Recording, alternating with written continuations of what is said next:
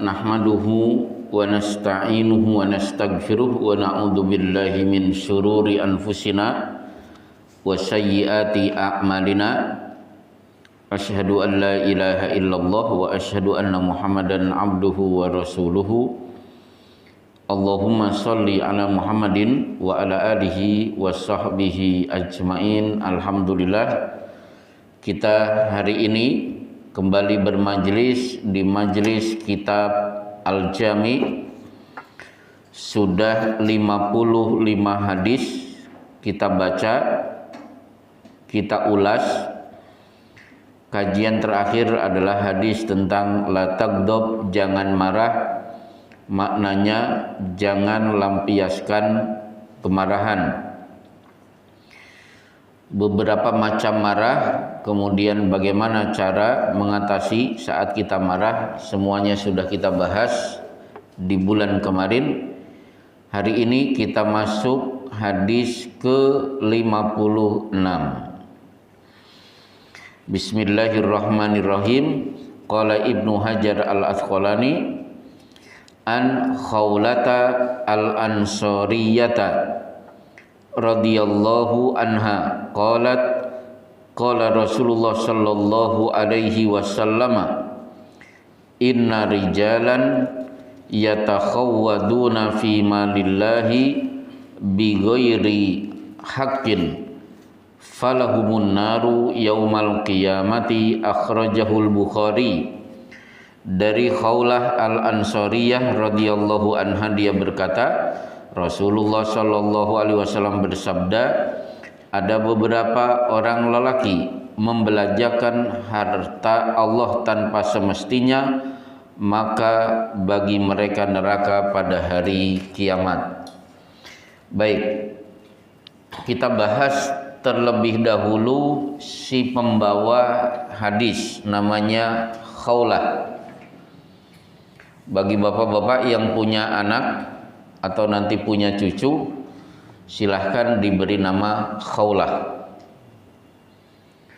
Khawlah ini wanita yang suaranya sampai tembus ke langit, yang menyebabkan turun surat Al-Mujadalah.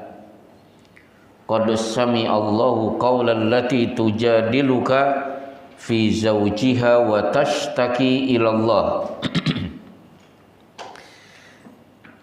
Kenapa suara Khawlah sampai tembus ke langit?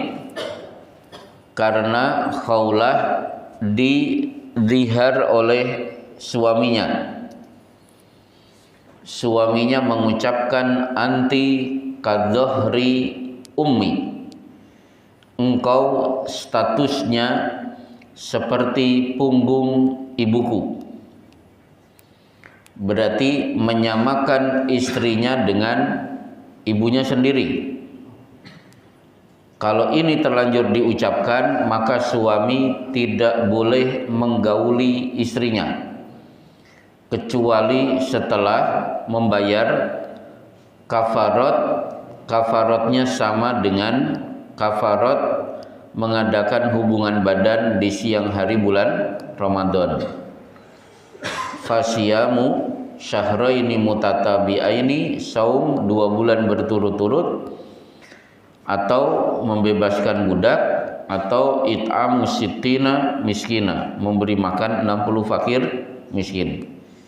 Jadi inilah jeritan Khawlah tembus ke langit, direspon oleh Allah sehingga turun surat Al-Mujadalah.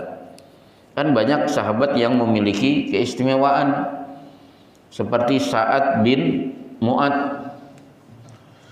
Ihtazza arsyur rahman limauti Sa'ad ibni Mu'ad. Arsy Allah berguncang keras menyambut kematian Sa'ad bin Mu'ad.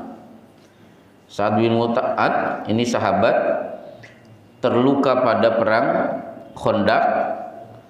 Kemudian selesai perang Khandaq, Rasulullah berperang melawan Yahudi Banu Quraidah. Seluruh laki-laki Yahudi Banu Quraidah berhasil ditawan. Maka Rasulullah menyampaikan hukuman untuk mereka yang memutuskan bukan diriku tapi Sa'ad bin Mu'ad. Tiba-tiba Sa'ad bin Mu'ad yang tergolek lemas karena terluka parah mengatakan, ya Rasulullah, hukuman untuk mereka semuanya wajib dibabat lehernya. Akhirnya selesai mengucapkan ini, Sa'ad bin Mu'ad meninggal. Kemudian Bilal istimewa karena kita tahu sendiri, fa inni sami'tu dufa na'laika baina yadayya fil jannah. Suara sendalnya sudah terdengar di surga. Termasuk kalau Bilal mencintai seseorang, Allah akan mencintai orang itu. Kalau Bilal benci kepada seseorang, Allah akan benci orang itu. Nanti di Riyadhus Shalihin akan ketemu hadisnya. Jadi ada banyak sahabat yang memiliki keistimewaan, sebagaimana Abbas bin Abdul Muthalib, doanya mustajab. Nah, Khawlah tadi. Baru kemudian kita lihat hadis yang didengar oleh Khawlah. Laki-laki yang yatakhawwaduna itu mencari, ngumpul-ngumpul, kemudian memanfaatkan. Itu namanya yatakhawwaduna. Kerja, nyari duit, begitu dapat dia simpan, kemudian dia manfaatkan untuk beli baju, beli rumah, beli beras dan lain sebagainya. Tapi dengan cara yang tidak benar, maka nanti pada hari kiamat orang ini akan masuk neraka. Nah, sekarang coba kita bahas satu persatu. Yang pertama, kerja dulu nyari duit, nyari rezeki. Berkenaan dengan bekerja, ini poin pertama yang kita bahas. Berkenaan dengan bekerja, apa yang perlu kita ketahui? A. Bekerja adalah ibadah. Loh, kenapa kerja itu ibadah? Man yatakaffalu li alla yas'ala ahadan syai'an wa ana atakaffalu lahu al-jannah. Siapa yang memiliki prinsip hidup, saya hanya mau makan dari hasil bekerja, tidak menyandarkan diri pada orang lain, maka orang ini aku jamin pasti masuk surga. Di kitab Riyadhus Shalihin, di babu bayani kathrati turukil khair, yadkhulul jannata rajulun afidatuhum mithlu afidati thair tagdu himasan wa taruhu bitonan. Laki-laki berkarakter burung nanti akan masuk surga, seperti burung yang pagi keluar mencari rezeki, pulang di sore hari dalam keadaan sudah dapat rezeki, temboloknya penuh dengan makanan. Nah, jadi ada orang masuk surga lewat sholatnya, lewat zakatnya, lewat saumnya. Ternyata ada yang masuk surga karena lewat bekerja. Baik. Kemudian ketika bekerja, jangan merusak hubungan dia dengan Allah. Karena laki-laki sejati itu bahasa Arabnya adalah rijal. Rijalun la tulhihim tijaratu wala bai'un an dzikrillahi wa iqamis sholati wa itaiz zakati. Laki-laki sejati adalah tidak pernah lalai saat mengadakan transaksi jual beli dari zikrullah, dari sholat, dari menunaikan zakat. Seperti Mas Prapto punya perusahaan. Nah, nanti ada peraturan 15 menit sebelum masuk waktu duhur, acara kerja berhenti, harus siap-siap duhur. Kenapa? La tulhihim li tijaratu wala bai'un an dzikrillahi wa iqamis shalah. Laki-laki sejati sibuk transaksi jual beli, kalau sholat datang transaksi jual beli disingkirkan. Maka ketika ada perintah sholat diiringi la nas'alu rizqaka, kami tidak pernah bertanya tentang rezeki yang aku berikan kepada dirimu. Loh, kenapa sholat dan rezeki dihubungkan menjadi satu? Untuk menunjukkan bahwa rezeki dikejar, jangan merusak sholat. Maka keliru besar kalau ada orang mengejar rezeki tapi Allah yang maha pemberi rezeki dilupakan. Itu salah. Baik, sehingga yang pernah saya sampaikan bahwa prinsip yang benar, sholat itu penting, bukan yang penting sholat. Kalau sholat itu penting, 15 menit sebelum adzan off, semuanya pergi untuk sholat. Kalau prinsipnya yang penting sholat, udah tenang, zuhur jam 2:30 saja masih sah. Nah, itu orang yang punya prinsip yang penting sholat. Baik. Nah, kemudian ketika bekerja, yang dikejar tidak hanya angka-angka tapi juga keberkahan. Jadi jangan hanya mengejar angka, tapi keberkahan juga dikejar. 3 bulan yang lalu kan sudah saya berikan contoh pedagang kurma di kota Madinah, kedatangan orang jamaah umroh mau belanja, malah dipersilahkan belanja ke toko sebelah. Mas, nggak usah belanja ke toko saya, sudah ada beberapa orang belanja. Itu toko sebelah dari tadi belum ada yang beli. Itu kan berarti dia tidak hanya mengejar angka. Karena apa? Karena bekerja itu bagian dari ta'awun juga, tolong menolong. Kalau ada orang yang belum dapat rezeki, beri kesempatan dia untuk dapat rezeki, dan itu letak keberkahan. Baik, monggo Mas, ten ngajengan Mas. Boten ketinggal ten mriku. Nah, silahkan. Berarti orang Jawa semuanya ya, paham kan? Oh iya kan, kalau nggak paham berarti bukan orang Jawa. Baik, kita lanjutkan. Itu mencari rezeki, dan mencari rezeki seperti seorang pedagang diajarkan oleh Rasulullah apa? Zin warjih. Timbang dengan timbangan yang pas, setelah itu kasih tambahan. Jadi timbangan itu tidak dikurangi, malah ditambahi. Rugi tidak? Oh tidak. Melaksanakan syariat insya Allah tidak rugi. Tapi kalau Bapak hitung-hitungan matematika, ya rugi, nambah. Tapi insya Allah disilah keberkahan. Maka rahimallahu mra'an samhan idza ba'a.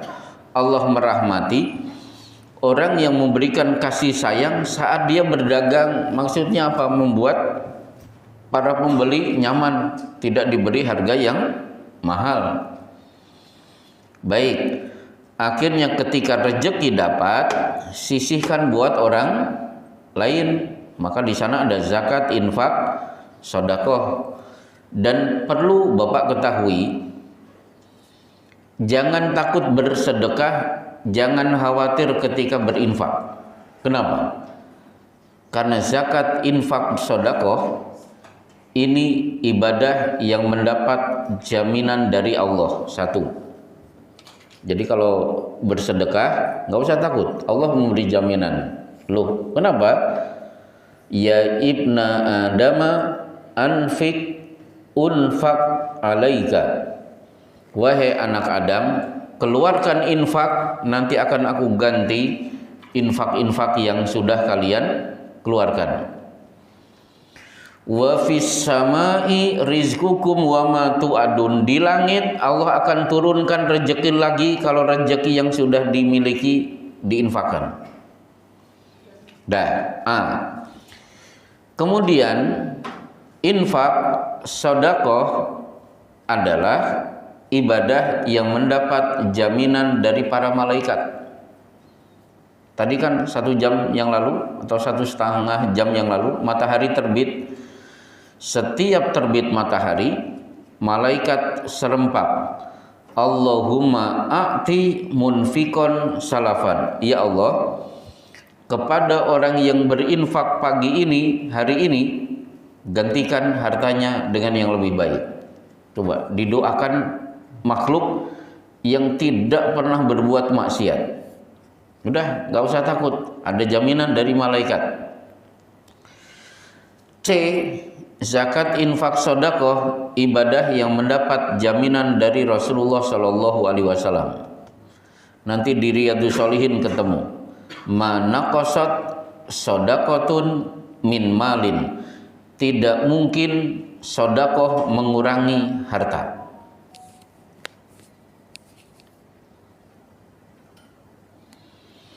Bahkan Allah membandingkan antara sedekah dengan riba. Maksudnya begini, saya punya duit 1 juta, ada yang pinjam, nanti dikembalikan 1.500.000. Berarti saya dapat keuntungan 500.000. Tapi saya punya 1 juta, saya ambil 500.000, saya sedekahkan. Kalau pakai matematika berarti duit saya berkurang. Sementara Allah berfirman, yamhaqullahu riba wa yurbis shadaqat. Allah menghilangkan keuntungan bertransaksi riba jadi rentenir, dan Allah akan menambah harta kalau dikeluarkan sedekahnya. Ini kan berarti Allah mengajak kepada kita, jangan gunakan teori dunia tapi gunakan teori langit. Kalau pakai teori dunia, memberikan pinjaman 1 juta, kembali 500.000, berarti duit saya nanti akan menjadi 1.500.000, 1,5 juta. Tapi kalau menggunakan teori dunia lagi, 1.500.000 dikeluarkan, oh berarti di tabungan tinggal 500.000, itu matematika dunia. Nah, tapi kalau matematika langit, yang berkurang 500.000 akan diganti, sementara yang nambah karena rentenir itu akan hilang. Baik. Kemudian zakat, infak, sedekah itu ibadah yang mudah, tidak sulit, sangat mudah.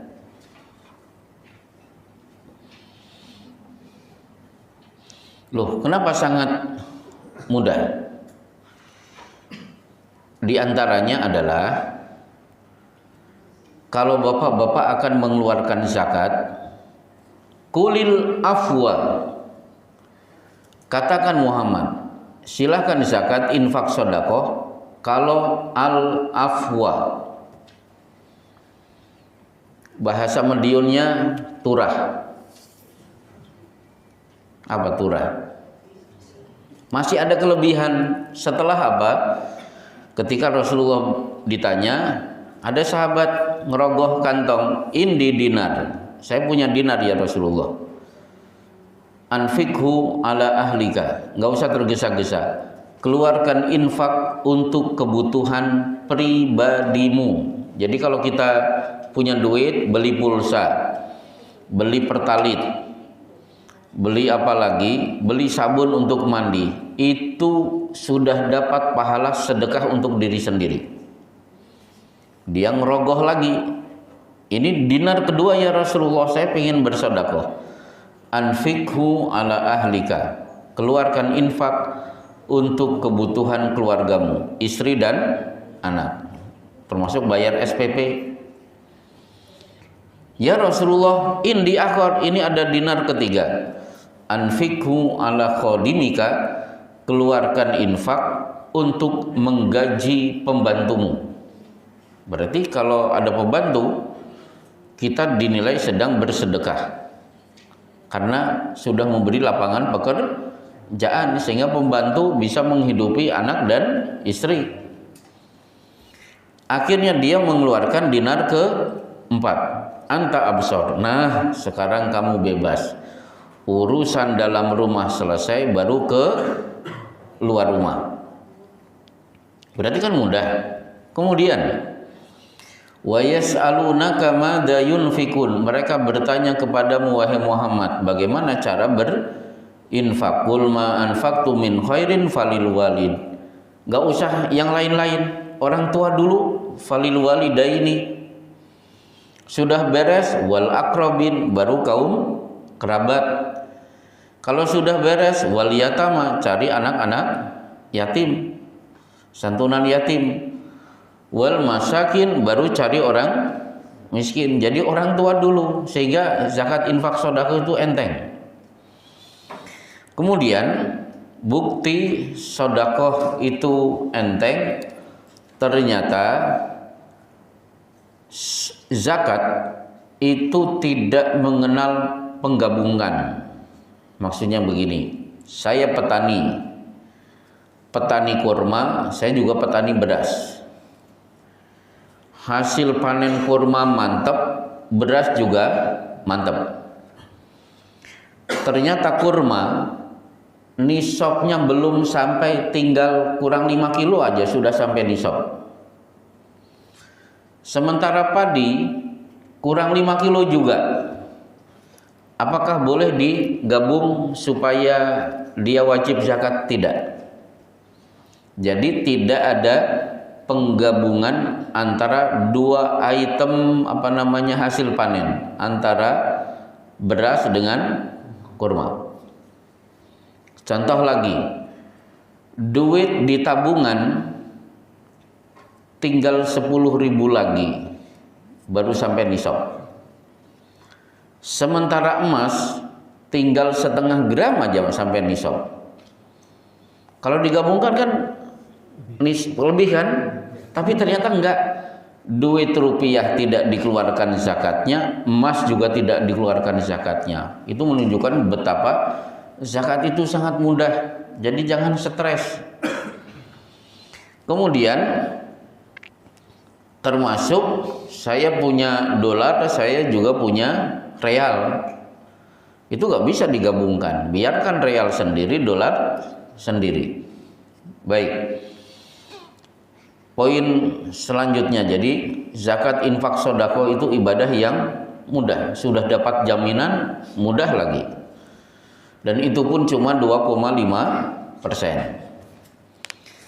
Nah, kemudian ada perbedaan antara status zakat suami dan istri yang kemungkinan suami dan istri sama-sama berpenghasilan. Kan boleh suami punya penghasilan, istri punya penghasilan.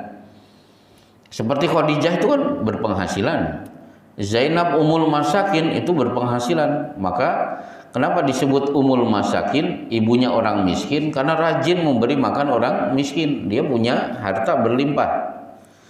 Jadi boleh ibu-ibu punya sumber penghasilan, nggak salah, silahkan berbisnis.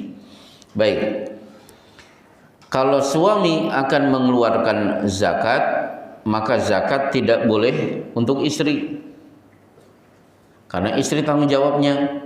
Tapi kalau istri yang bekerja mau mengeluarkan zakat, ternyata suaminya miskin, maka zakat nomor urut pertama suami. Riyadhus Shalihin ada, Bulughul Maram juga ada. Nanti Riyadhus Shalihin akan ketemu hadis Zainab yang membayar zakat untuk suaminya Abdullah bin Mas'ud.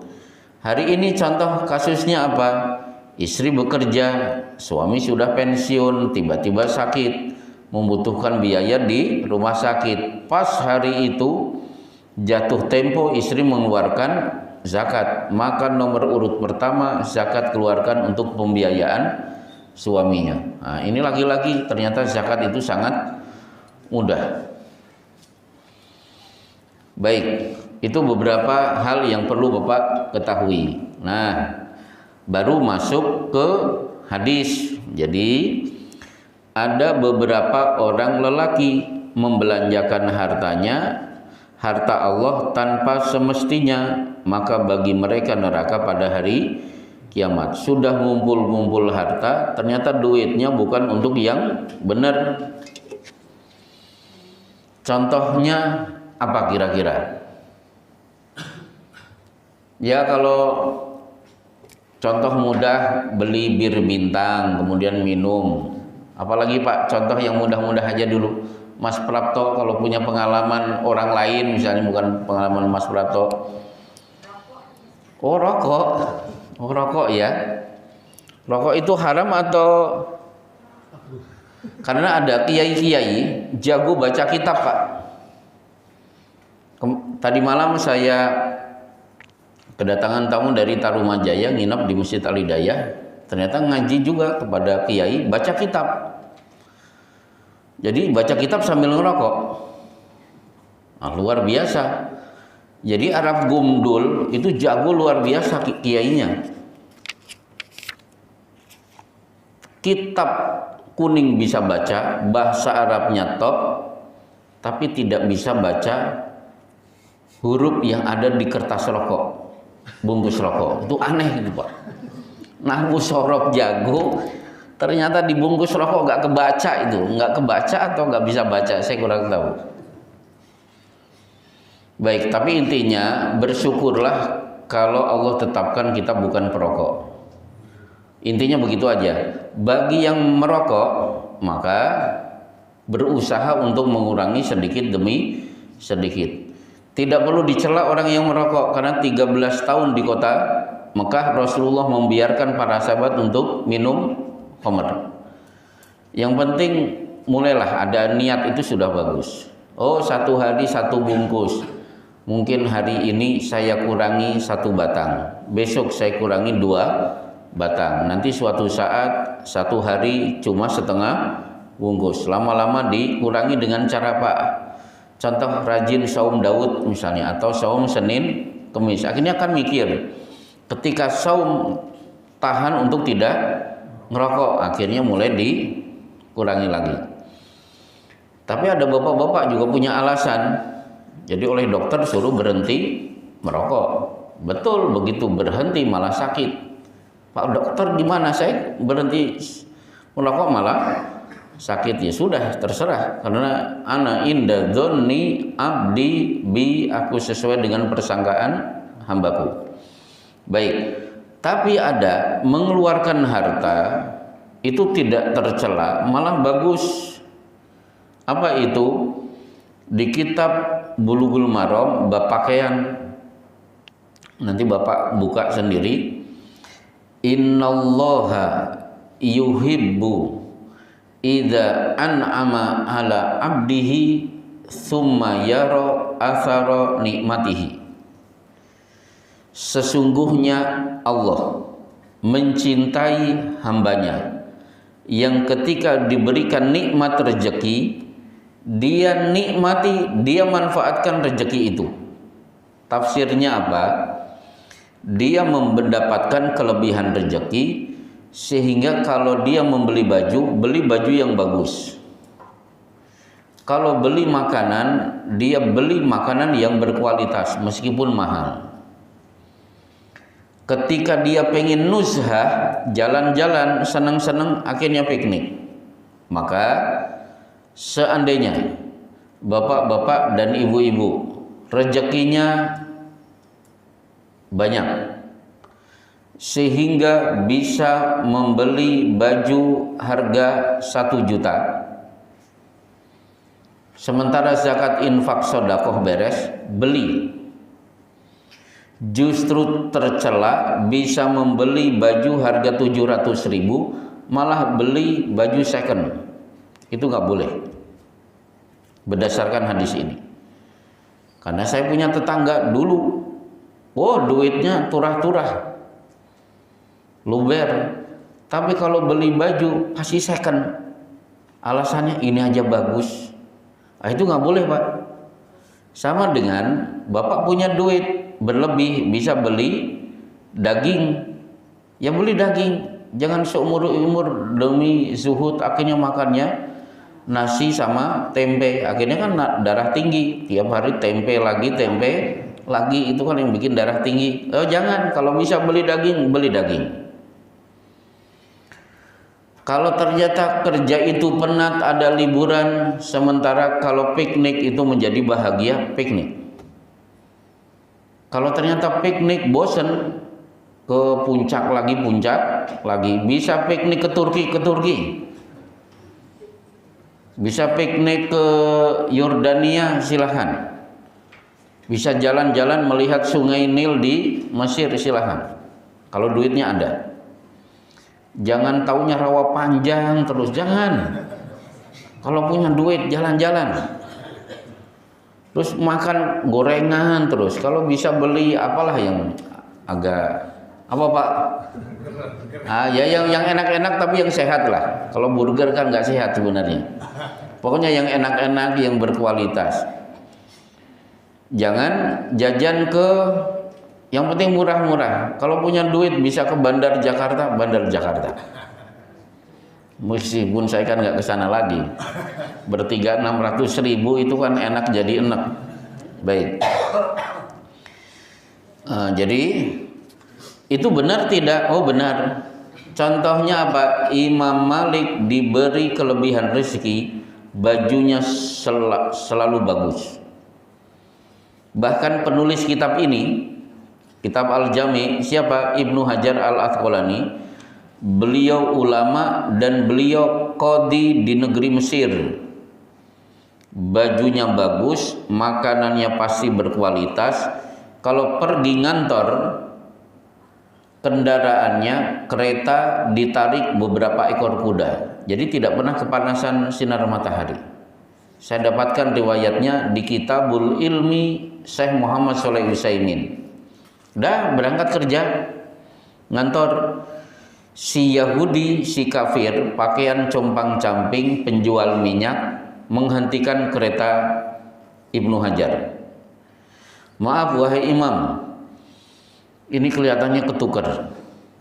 Nabimu bersabda, ad-dunya sijnul mu'min wa jannatul kafir. Dunia penjara bagi orang beriman dan surga untuk orang kafir. Saya kan kafir. Kalau memang dunia penjara, dunia itu surga bagi saya, kenapa saya miskin? Kalau dunia penjara bagi orang beriman, kenapa Anda sebagai muslim malah kaya? Ibnu Hajar meluruskan, Anda bagus, Yahudi tapi hafal hadis. Maknanya adalah, ini baju yang aku kenakan bagus, aku makannya berkualitas, kendaraanku engkau lihat sendiri ini mewah. Saya tidak pernah terkena sengatan matahari, tidak naik kuda, tidak naik keledai.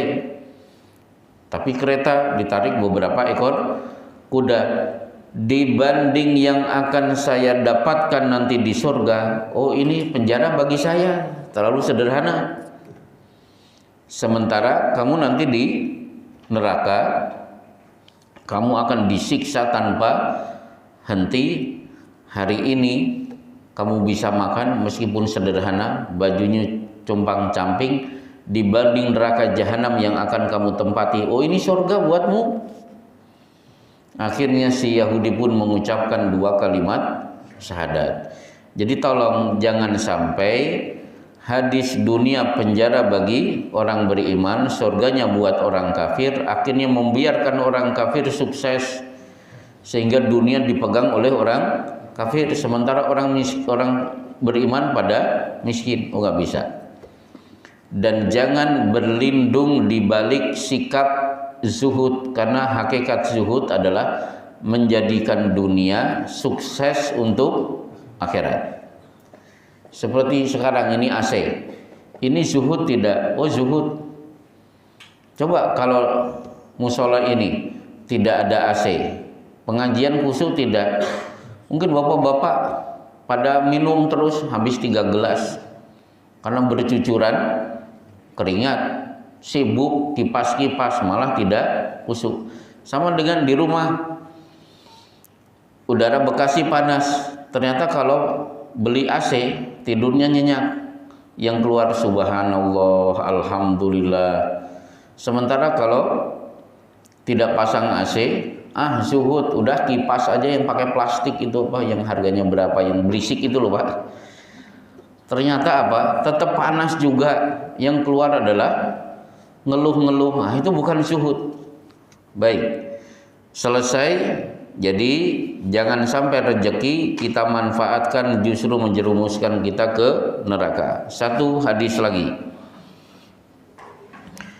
An Abi Dzarrin radhiyallahu anhu anin Nabi sallallahu alaihi wasallam fi ma yarwi an rabbih qala ya ibadi inni haramtu dzulma ala nafsi wa ja'altuhu bainakum muharrima fala tadzalamu. Dari Abu Dzar radhiyallahu anhu dari Nabi sallallahu alaihi wasallam, di antara yang beliau riwayatkan dari Rabb-nya adalah, wahai para hambaku, aku telah mengharamkan kedzaliman bagi diriku dan juga aku haramkan terjadi di antara kalian, maka janganlah kalian saling berlaku zalim.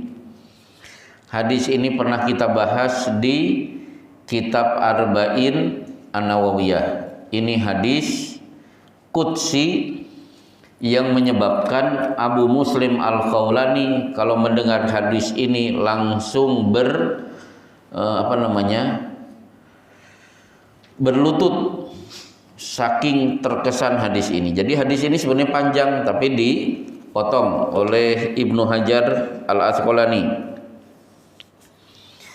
Baik, sekarang kita bahas tentang Allah itu mengharamkan dolim kepada dirinya, maka haram juga kepada hamba-hambanya. Berarti zalim adalah sifat salabiyah Allah. Kalau dulu di bangku sekolah pelajaran agama disebut sifat mustahil. Itu mustahil. Tapi kalau Bapak sudah duduk di pengajian ada tambahan istilah sifat salabiyah. Sifat salabiyah adalah sifat yang tidak mungkin Allah miliki. Contohnya apa? Lam yalid wa lam yulad. Allah tidak beranak dan tidak diperanakan. Wa ma kana rabbuka nasiya. Tuhanmu tidak mungkin lupa. Berarti lupa itu sifat salabiyah Allah. La ta'khuduhu sinatun wala naum. Allah tidak ngantuk, Allah juga tidak tidur. Berarti ngantuk dan tidur tidak mungkin Allah miliki. Nah, tapi ada sifat itu milik Allah, tapi pada kasus yang lain itu sifat salabiyah. Mungkin sifat wajib bagi Allah, tapi juga sifat salabiyah. Contoh malu. Malu itu sifat milik Allah, tapi Allah juga memiliki sifat tidak malu. Ada yang tahu malunya Allah? Nanti ketemu hadisnya. Innallaha hayyun karimun yastahyi min abdihi idza rafa'a yadayhi ilaihi tsumma yarudduhuma safra. Allah itu pemurah, Allah itu juga maha pemalu. Malu kalau ada hambanya berdoa mengangkat tangan, begitu selesai diturunkan tanpa dikabulkan doanya. Berarti malu sifat milik Allah. Tapi dalam ayat innallaha la yastahyi ayyadriba mathalan ma ba'udatan. Allah tidak malu memberikan perumpamaan berupa nyamuk. Jadi malu itu milik Allah, tapi pada saat yang lain Allah tidak memiliki sifat malu. Sama dengan kita. Bapak itu harus malu, tapi dalam masalah lain tidak boleh malu. Malu tidak kalau keluar pakai celana pendek, harus malu. Tapi kalau ada santri disuruh kultum nggak mau karena malu, itu nggak boleh. Malu Pak, saya grogi. Ya kalau grogi biasa siapapun. Jangan kira saya dulu grogi. Awal-awal ngisi pengajian keluar keringat dingin, materi 1 jam 15 menit sudah habis. Siapa yang bertanya? Enggak ada yang bertanya. Akhirnya komentarnya apa? Oh, dia nggak bisa ceramah. Itu awal-awal saya dulu begitu. Jadi kalau malu itu wajar, tapi harus disingkirkan karena kita punya ilmu. Baik, kembali ke hadis tadi. Jadi Allah punya sifat wajib tapi juga punya sifat salabiyah. Nah, pada hadis ini sifat salabiyah Allah adalah zalim. Maka wa ma ana bidzalamil lil abid. Aku tidak pernah zalim kepada hamba. Meskipun misalnya dari kakeknya kaya raya, ternyata cucunya kaya raya. Udah kaya raya, ganteng, istrinya cantik, sehat terus, soleh, mati dalam keadaan sholat tahajud. Berarti di dunia hasanah, di akhirat juga hasanah.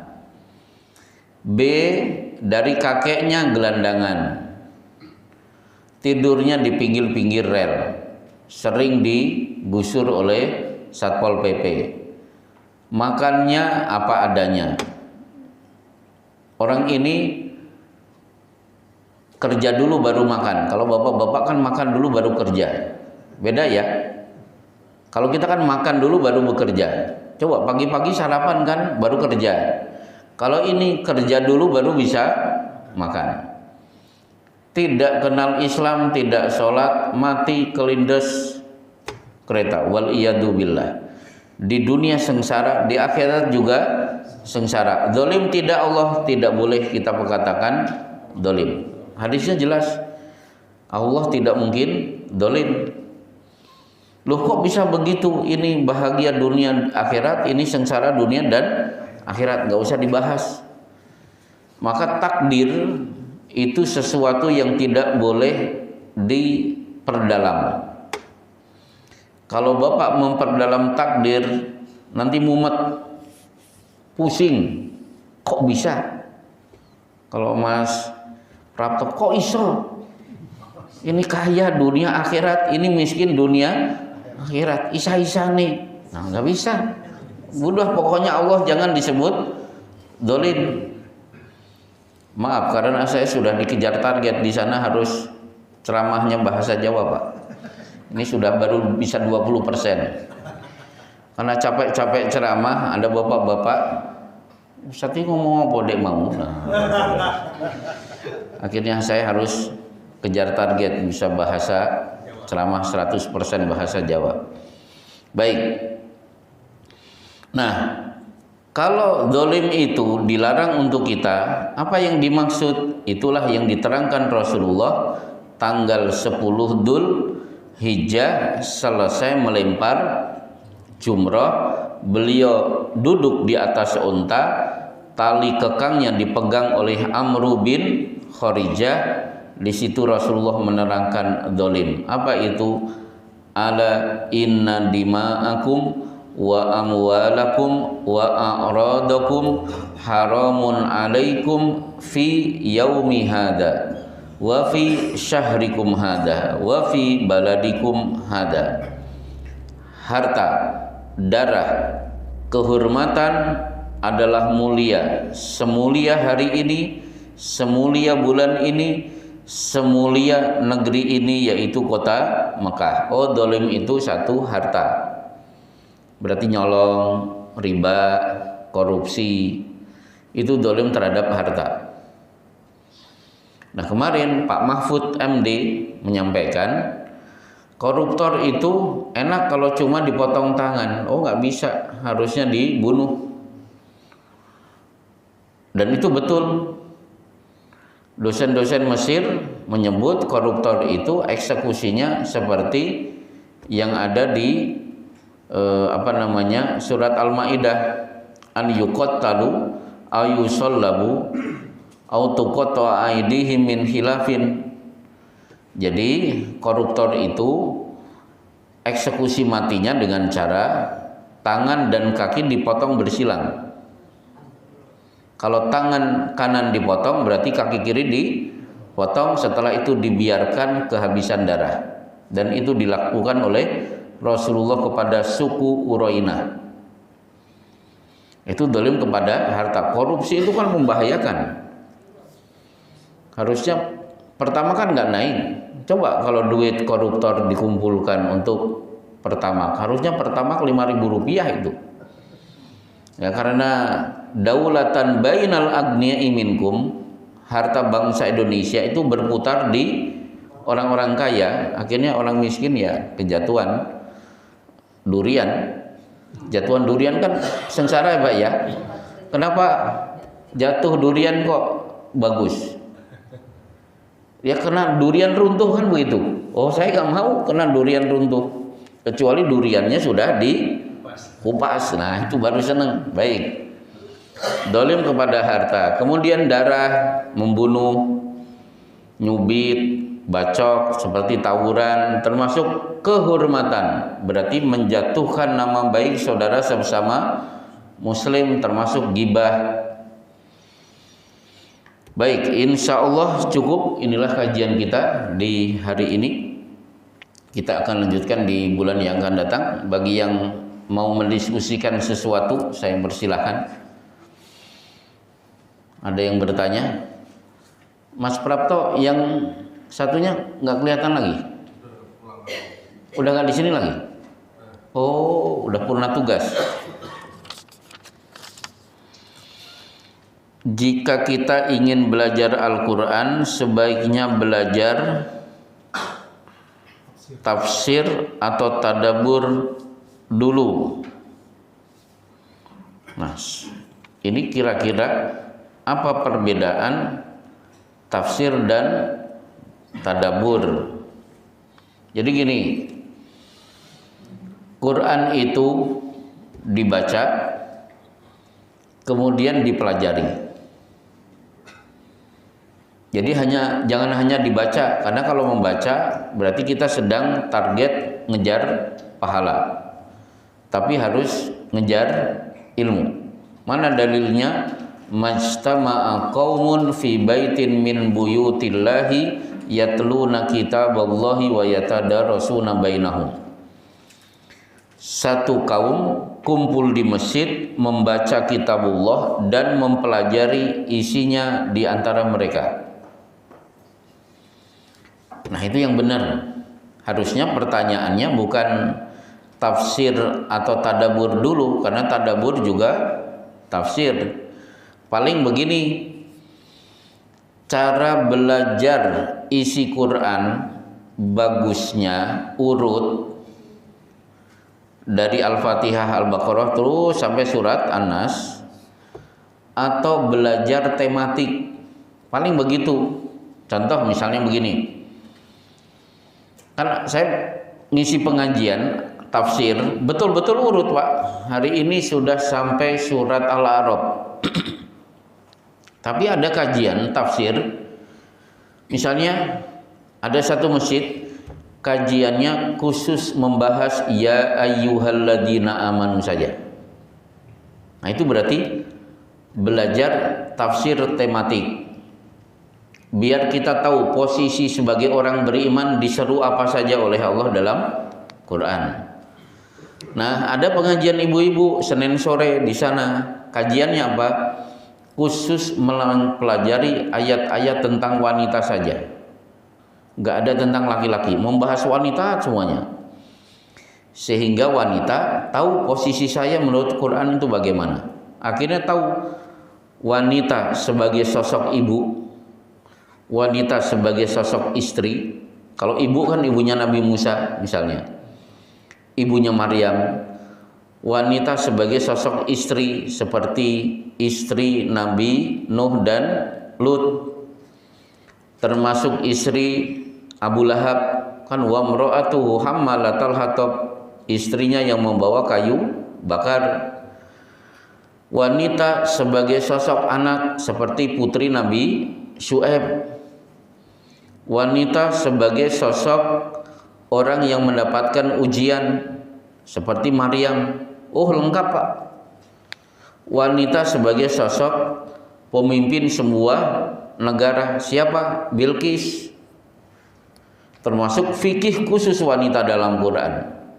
Nah, itu contoh tafsir tematik, itu juga bagus. Atau misalnya kajian khusus tentang istiqomah. Nah, kita kumpulkan kata-kata istiqomah dalam Quran, baru paham, oh istiqomah itu seperti itu. Cara istiqomah seperti itu. Orang yang berguguran sudah tidak istiqomah siapa saja. Kemudian bagaimana cara menjaga istiqomah? Apa manfaat dan pahala yang Allah berikan kepada orang yang istiqomah? Kemudian siapa orang yang paling istiqomah? Ternyata istiqomah itu ada dalam banyak hal. Istiqomah dalam syukur, istiqomah ketika sedang mendapatkan ujian, oh macam-macam. Jadi paling begitu aja. Ada pertanyaan lain? Mas Prapto mau bertanya, silakan.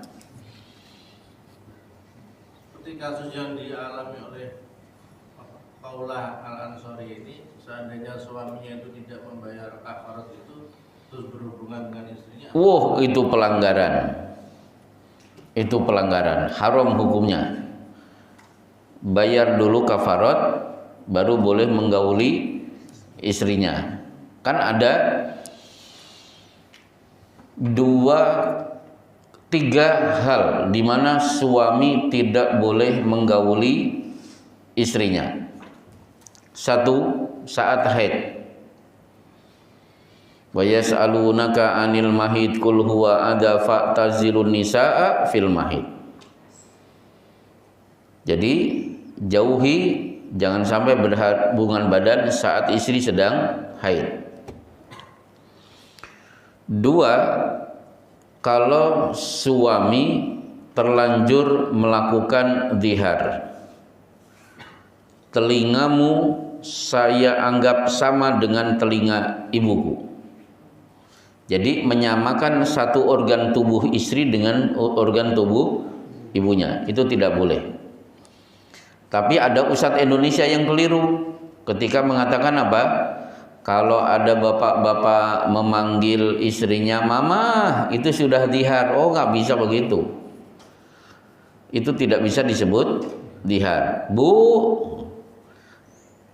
itu bukan dihar. Dihar itu menyamakan kedudukan organ tubuh istri dengan ibunya. Yang ketiga, kalau suami melakukan ila, apa itu ila? Kesel dengan istrinya, kemudian keluar kata-kata sumpah, wallahi aku tidak akan menyetubuhimu. Islam memperbolehkan suami melakukan ila kepada istrinya kalau mungkin sedang kesel, tapi batas maksimal 4 bulan. Lilladina yu'luna min nisaihim tarabbusu arba'ati asyhur. Bagi yang melakukan ila boleh 4 bulan. Begitu sudah 4 bulan, maka dia harus membuat keputusan. A, mencabut sumpahnya, kembali memberikan nafkah batin kepada istrinya, atau cerai. Jadi inilah 3 kondisi suami tidak boleh menyetubuhi istrinya: haid, melakukan dihar, atau melakukan ila. 1 penanya terakhir. Ustaz, Ya. udah rokok tadi Ustaz. Ada orang nggak mau berhenti merokok, karena kan rokok dilarang karena bau rokok gitu kan. Nah dia beralih ke rokok yang elektrik, kan lebih wangi kata dia. Jadi dia boleh gitu. Oh wangi. Baik. Saya setiap hari mengikuti pelajaran dari dosen UI. Apa? Behain apa itu? Itu bagus. Pokoknya masalah-masalah yang kaitannya dengan keseharian ditinjau dari segi Islam dan ditinjau dari sisi dunia ilmu pengetahuan. Termasuk itu rokok elektrik. Ternyata hasil penelitian rokok elektrik malah jauh lebih berbahaya daripada rokok biasa. Jadi orang kan akhirnya kalau saya pulang ke Trias Cibitung kan ada tulisan besar, jadi hemat rokok dengan cara merokok elektrik lebih aman. Oh nggak bisa, itu jauh lebih berbahaya. Jadi kalau mau merokok nunggu aja nanti di surga. Udah gitu aja. Bagi yang pengen merokok nunggu nanti masuk surga. Udah. Tapi juga jangan dijadikan lelucon. Kalau ngambil apinya ke neraka dulu, enggak juga. Saya nggak berani ngomong gitu. Itu kan mereka-mereka yang ngomong begitu. Wassallallahu ala Muhammadin wa ala alihi wa sahbihi ajmain. Subhanaka Allahumma bihamdika asyhadu an la ilaha illa anta astaghfiruka wa atubu ilaik. Assalamualaikum warahmatullahi wabarakatuh.